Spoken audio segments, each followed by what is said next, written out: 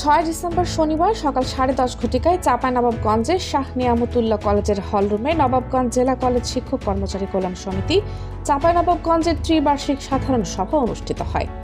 চাঁপাইনবাবগঞ্জ জেলা কলেজ শিক্ষক কর্মচারী কল্যাণ সমিতি এর 35 জন সদস্য নিয়ে নবনির্বাচিত কার্যনির্বাহী কমিটি তালিকা উন্মোচন করেন। দেশ দর্পণ নিউজ, দেশের সাধারণ জনগণের সংবাদ মাধ্যম।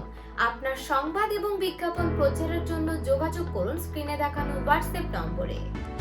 নবাবগঞ্জ জেলা কলেজ শিক্ষক কর্মচারী কল্যাণ সমিতি নজেক শীষ ত্রিবার্ষিক সাধারণ সভায় নবনির্বাচিত সভাপতি হলেন শাহ নিয়ামতুল্লাহ কলেজের অধ্যক্ষ মোহাম্মদ তরিকুল আলম সিদ্দিকী ও সাধারণ সম্পাদক হলেন বীরশ্রেষ্ঠ শহীদ ক্যাপ্টেন মহিউদ্দিন জাহাঙ্গীর কলেজের অধ্যক্ষ মোহাম্মদ বাবুল আক্তার। উক্ত অনুষ্ঠানে স্বাগত বক্তব্য দেন নজেক শীষের সদস্য ও নাচল মহিলা কলেজের অধ্যক্ষ মোহাম্মদ ওবায়দুর রহমান।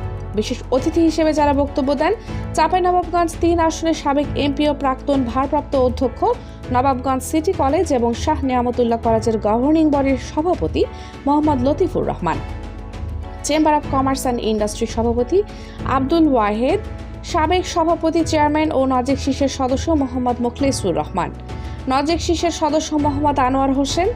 উক্ত অনুষ্ঠানে মোট 7টি চেক প্রদান করা হয়। এর মধ্যে 2 জন প্রয়াত সদস্য এর নমিনিকে অনুদান চেক প্রদান এবং প্রয়াত 5 জন সদস্য নমিনিকে জমাকৃত টাকার লভ্যাংশ সহ প্রদত্ত টাকার চেক প্রদান করেন। এছাড়াও আরও বক্তব্য রাখেন নজেক শীষের সাবেক সভাপতি মোহাম্মদ মোশাররফ হোসেন, নজেক শীষের সাবেক সভাপতি মোহাম্মদ সাইদুর রহমান ও নজেক শীষের সাবেক সাধারণ সম্পাদক মোহাম্মদ আতাউর রহমান প্রমুখ।